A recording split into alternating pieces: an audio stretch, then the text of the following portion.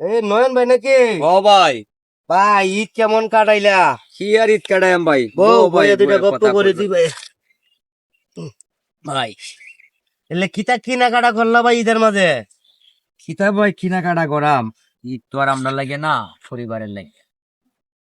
মেয়েরে দিলাম, বউরে দিলাম, কিছু টুকটাক ফ্যামিলির মাঝে দিছি ভাই। ঘুরি বেড়া বাড়ি। তুমি কিছু কিনছো না? না ভাই, কি কিনাম ভাই? বউ বাচ্চারে দিয়ে তো ফ্যামিলিরা দিয়েই পারি না। কষ্টের আহ, দিন ভাই, অভাবের সংসার।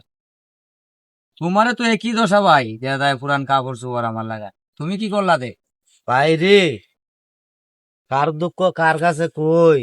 হ ভাই, তোমার দোষ আর আমার দোষ তো একটাই। বুফুলা ভান্ডে কিনা দিয়া টিয়া মনে করো, এরপরে এই যে কিছু দেখে দেখে কিছু আত্মীয় স্বজনরা দিছি দিয়া লাস্টে কিনার মতো আমার আর কোনো ভাও রইল না। তাই চিন্তা করলাম যে ফুরান্ডি দিয়ে ঈদটা চালাই। তো একটা কথা কি জানো নয়ন ভাই, হ্যাঁ ভাই, চিন্তা করে আমি মাঝে মাঝে কয় বছর ঈদ গেল, মানে কয়টা ঈদ যে গেল, আমি যে নতুন কোনো কাপড় কিনতাম না ঈদের দিন, এই হিসাবটাই আমার মনে নেই। হ ভাই, আমরা পুরুষ মানুষ তো এরকম। আমরা যতক্ষণ টাকা কামাই করতারা অতক্ষণ ফ্যামিলির মাঝে ভালো কামাই। আমরা হইলাম পুরুষ, হইলো টাকার মিশ।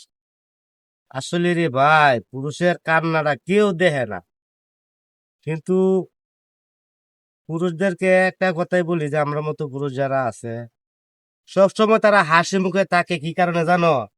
যাতে পরিবারের লোকজন বুঝতে না পারে যে পুরুষটা কষ্টে আছে। পরিবারে খুশি রাখে।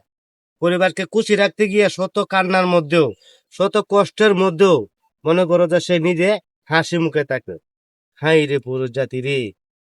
হ্যাঁ আহ, ভাই, পুরুষ মানুষের জীবনটা এরকম।